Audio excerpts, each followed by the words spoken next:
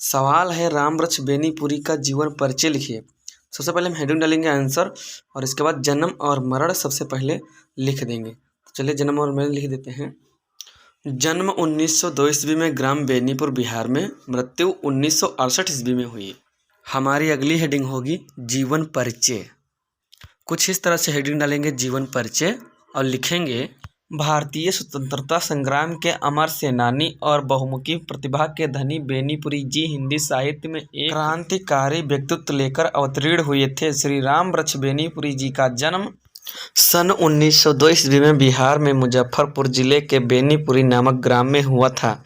इनके पिता फूलवंत सिंह एक साधारण कृषक थे।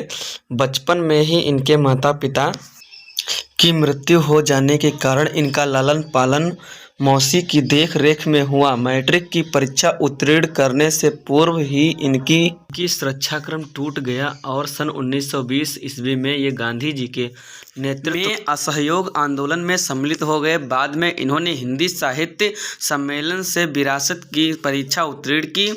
इन्होंने अनेक पत्र पत्रिकाओं का संपादन किया और देशवासियों में देशभक्ति की भावना जागृत की।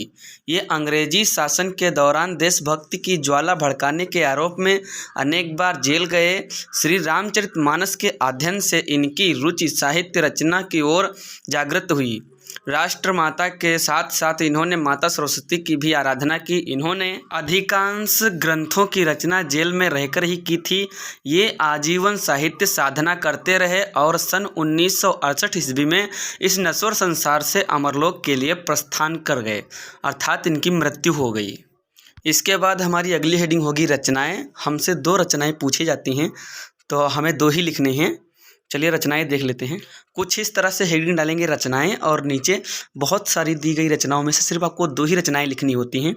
तो आपको जो याद हो जाए अच्छे से वो लिख देना। जैसे पहली लाइन में है पतितों के देश में, चिंता के फूल, ऐसे ही आप कोई भी 2 रचनाएं लिख देना। तो चलिए बस आज के लिए बस इतना ही। मिलते हैं अगले वीडियो में, तब तक के लिए धन्यवाद। Subscribe, like and share. इतनी मेहनत करते हैं तो लाइक और सब्सक्राइब करने में कंजूसी मत करो।